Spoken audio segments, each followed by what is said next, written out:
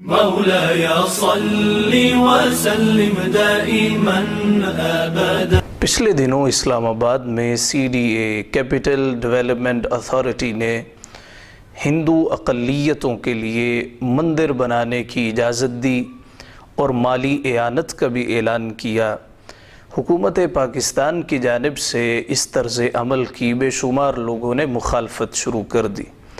دین پسند اور مذہب پسند لوگوں نے اس پر تشویش کا اظہار کرتے ہوئے کہا کہ ایک جانب مسجد توحید جو اسلام آباد میں اہل حدیث مکتبہ فکر کی ہے اس کو شہید کیا جا رہا ہے، جبکہ دوسری جانب مشرکوں کافروں کے لیے مندر بنانے کی نہ صرف اجازت دی جا رہی ہے بلکہ اس کی مالی اعانت بھی کی جا رہی ہے۔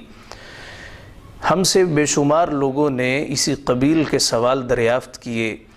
بعض احباب جو بائیں بازو سے تعلق رکھنے والے ہیں انہوں نے کہا دیکھیں امریکہ، یورپ، کوریا اور چائنا میں تو مساجد بنانے کی اجازت ہے، یہاں پہ اجازت کیوں نہیں ہے؟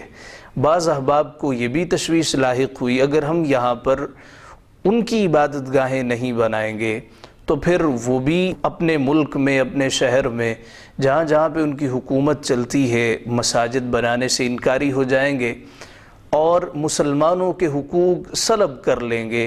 بعض نے تو اس کا قوی اندیشہ تک بھی لکھا ہے کہ قوی اندیشہ ہے مسلمانوں کے حقوق سلب کر لیے جائیں گے۔ بعض احباب نے جب ان کے سامنے اسلام پسند لوگوں نے دلائل دیے مندر نہیں بن سکتا تو یہ بھی کہا بھی ہندو بھی تو ٹیکس ادا کرتے ہیں، تو ہندوؤں کے ٹیکس کے پیسے سے مندر کیوں نہیں بنایا جا سکتا؟ تو یہ چند ایک سوالات جو ہمیں موصول ہوئے ہیں، ہم اسلامی نقطہ نظر اس حوالے سے ذکر کریں گے۔ اولاً اسلام آباد میں مندر بننے کے حوالے سے، اور ثانیاً جو وہاں پہ اہل حدیث مکتبہ فکر کی مسجد کو شہید کیا گیا ہے اس حوالے سے ہم بات کریں گے۔ فقہ کرام نے اسلامی ممالک میں شہروں کو 3 قسموں میں منقسم کیا۔ یہ 3 اقسام کون کون سی ہیں یہ ہم بعد میں ذکر کرتے ہیں، ابتدائی طور پہ یہ جان لیجئے۔ آپ کا یہ کہنا کہ ہماری یہاں پہ یعنی امریکہ، یورپ، کوریا، چائنا میں مساجد ہیں، لہٰذا پاکستان میں اسلام آباد میں ان کے لیے اگر مندر وغیرہ بنا دیا جائے، ان کی عبادت گاہ، ان کا معبد، ان کا شرکی اڈہ بنا دیا جائے تاکہ ہمارے یہاں پہ جو مساجد ہیں، مسلمان ہیں، وہ اپنے آپ کو محفوظ تصور کریں، ہماری مساجد کو کسی قسم کا کوئی مسئلہ نہ ہو۔ میرے بھائی، توحید کے سجدوں کے مقابل شرک کسی دور اور کسی طور بھی قابل قبول نہیں رہا۔ ہمارے دوست احباب مذہبی رواداری کو کچھ اور ہی سمجھ بیٹھے ہیں، ان کے نزدیک توحید اور شرک اب مسئلہ ہی کوئی نہیں رہا۔ حضور علیہ السلام کو کافر یہی تو کہا کرتے تھے اب ہمیں کچھ نہیں کہیں، ہم آپ کو کچھ نہیں کہیں گے، لیکن ارشاد کیا ہوتا ہے ادخلوا فی السلم کافہ، دین میں پورے کے پورے داخل ہو جاؤ۔ نہ کہنے کا مطلب یہ ہے ہمیں روکے نہ، ہم جو مرضی کرتے پھرے، ابھی کیسے نہ روکیں؟ تم بتوں کی پوجا کرتے ہو جو سراسر شرک ہے۔ اسلام کی تو بنیاد ہی لا الہ الا اللہ ہے۔ اقبال نے بھی کہا تھا بت شکن اٹھ گئے باقی جو رہے بت گر ہیں، تھا براہیم پدر اور پسر آزر ہیں۔ وہ معاملہ ہی چلپٹ ہو گیا، ابراہیم کے بیٹے اب آزر سے بن گئے ہیں۔ اب وہ بت شکنی دور کی بات ہے، بت پرستی کو بھی برا نہیں سمجھ، بھی ٹھیک ہے لگے ہوئے ہیں، ہم تو نہیں لگے ہوئے، لیکن آنے والی نسلیں اس جانب مائل ہو جائیں گی۔ کسی نے ہم سے کہا بھی آپ کو اس سے کیا مسئلہ ہو سکتا ہے؟ ہمیں کیا مسئلہ ہو سکتا ہے؟ مسئلہ صرف اتنا ہے کہ ہم خدائے واحد کے نام لیوا، لم یلد ولم یولد ولم یکن لہ کفوا احد، وہ پاک پروردگار جس کی نہ کوئی اولاد ہے، نہ اس کے والدین، نہ اس کا ہمسر ہی کوئی نہیں، چاہے جائے کہ ہاتھوں سے بنائے ہوئے بتوں کو تم کسی معبد میں بٹھا لو، کسی گرجے میں بٹھا لو، کسی مندر میں بٹھا لو اور جا کے اس کے سامنے اپنی حاجات کو پیش کرتے رہو۔ سمجھ میں نقطہ توحید آ تو سکتا ہے، تیرے دماغ میں بت خانہ ہو تو کیا کہیے؟ بھی ہمیں مسئلہ کیا ہے؟ کیوں زیاں کار بنوں سود فراموش رہوں، فکر فردا نہ کروں محو غم دوش رہوں، نالے بلبل کے سنوں اور ہمتن گوش رہوں، ہم نوا میں بھی کوئی گل ہوں کہ خاموش رہوں۔ کیا بحیثیت مسلمان ہمارا فرض نہیں بنتا کہ اپنی آواز تو بلند کرے نا، اسلام کا نقطہ نظر تو بیان کرے؟ جی پاکستان کا آئین اجازت دیتا ہے، آپ نے کبھی پاکستان کا آئین پڑھا ہی نہیں ہے۔ پاکستان کے آئین میں کیا ہے کہ اس مملکت خداداد میں کوئی ایسا قانون نہیں بنے گا جو قرآن و سنت سے متصادم ہو۔ قرآن و سنت سے متصادم قوانین بنائے جا رہے۔ افسوس تو ایسے مسلمان بھائیوں پر ہوتا ہے جو نہ جانتے ہوئے یا تجاہل عارفانہ کا مظاہرہ کرتے ہوئے ان کی سائڈ لیتے ہیں۔ نہیں جی بھی بنا لیں تو کیا حرج ہے، ہم نے بھی تو مساجد بنائی ہیں۔ بھی آپ نے کیا اپنی توحید کی جگہ کو، اپنی مسجدوں کو ان کے شرکی اڈے کا ذر ضمانت تصور کر رکھا؟ اقبال نے کہا تھا بادہ آشام نیا، بادہ نیا بت بھی نئے، حرم کعبہ نیا، بت بھی نئے، تم بھی نئے۔ تو سب کچھ تو بدل گیا۔ اسلام کی بات کرنے والوں کو اب دقیانوس تصور کیا جانے لگا۔ اسلام کا نقطہ نظر کیا؟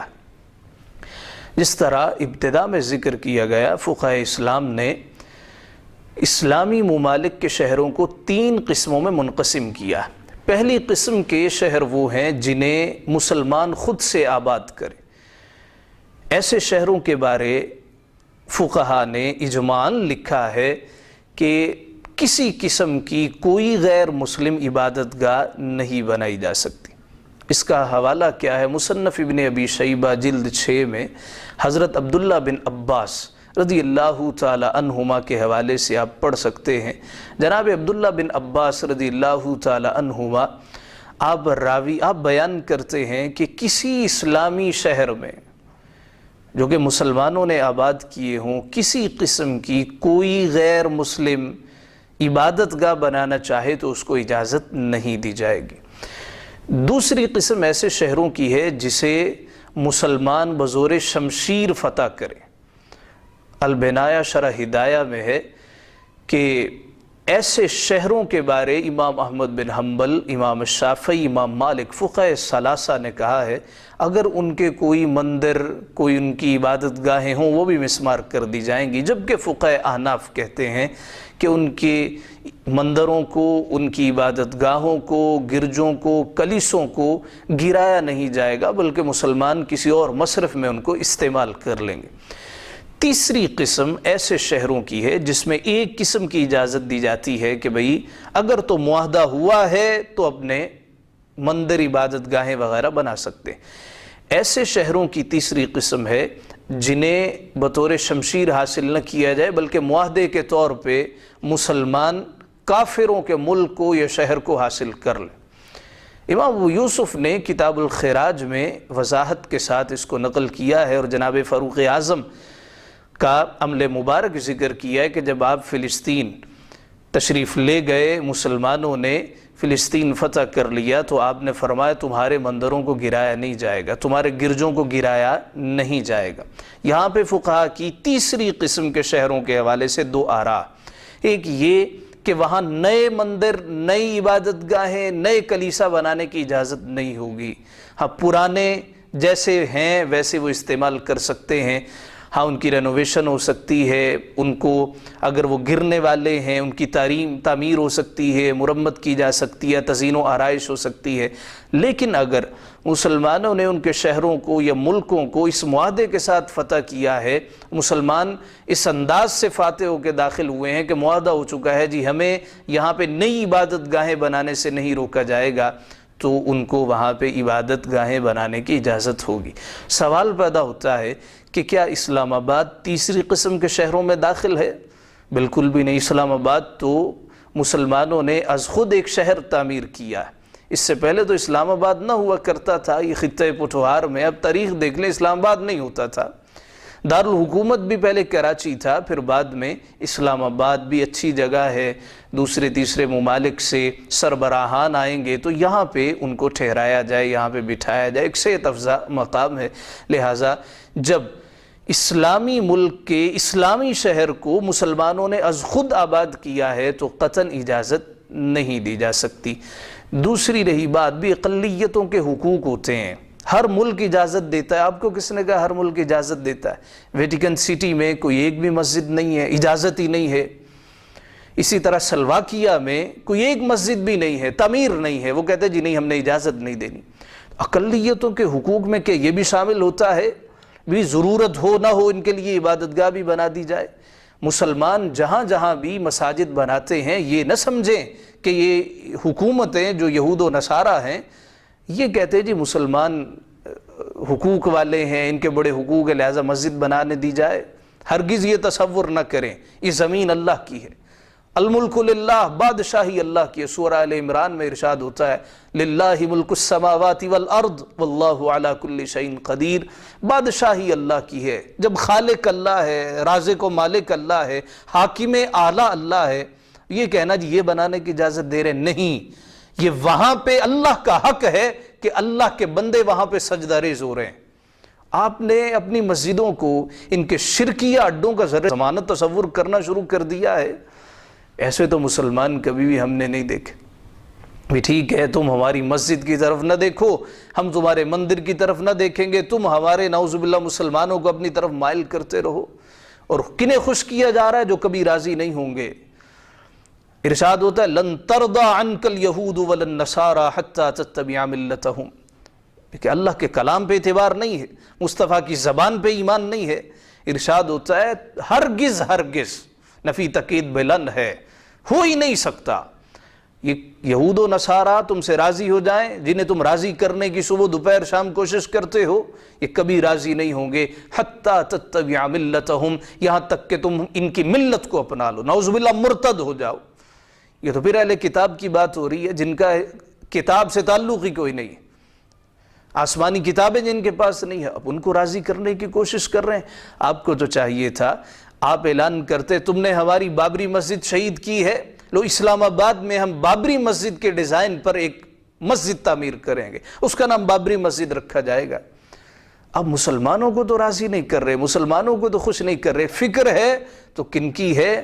جو کبھی بھی آپ سے راضی نہیں ہوں گے، کبھی بھی آپ سے خوش نہیں ہوں گے۔ آپ جو مرضی کہتے رہے لیکن ننگے پاؤں روزے رسول پہ چلے گئے، لوگوں نے سر آنکھوں پہ بٹھانا شروع کر دیا۔ یہ امت مصطفیٰ کی دیوانی، دین کے ساتھ جو شخص وابستہ رہتا ہے اللہ لوگوں کے دلوں میں عزتیں ڈال دیتا ہے۔ لہٰذا یہ بات ذہن سے نکال دیجئے کہ ہم انہیں مندر بنانے کی اجازت دیں گے تو ہماری مسجدیں سلامت رہیں گی، اگر نہ اجازت دیں گے تو سلامت نہیں رہیں گی۔ ویٹیکن سٹی میں مسجد نہیں ہے، کسی نے آوازہ بلند کیا سلواکیہ میں مسجد تعمیر نہیں ہو سکتی، بھی ان کی پالیسی ہے، ان کے آئین میں ایسے لکھا ہے۔ اقلیتوں کے حقوق ہیں، 178 ووٹر صرف رجسٹرڈ ہیں اسلام آباد میں، اور پورے پاکستان میں دیکھیں 3% بھی ہندو نہیں ہیں، چند فیصد ہیں۔ ان کے لیے آپ جبکہ وہاں آلریڈی مندر موجود ہے، سید پور میں ہندوؤں کا مندر موجود ہے، 178 سے زائد ہندو وہاں پہ آ سکتے ہیں، اور پھر کہنا کیا ہے ہم محمود غزنوی اور شہاب الدین غوری کے فرزند ہیں۔ دوسری طرف آتے اہل حدیث مکتبہ فکر کی مسجد کو شہید کیا گیا۔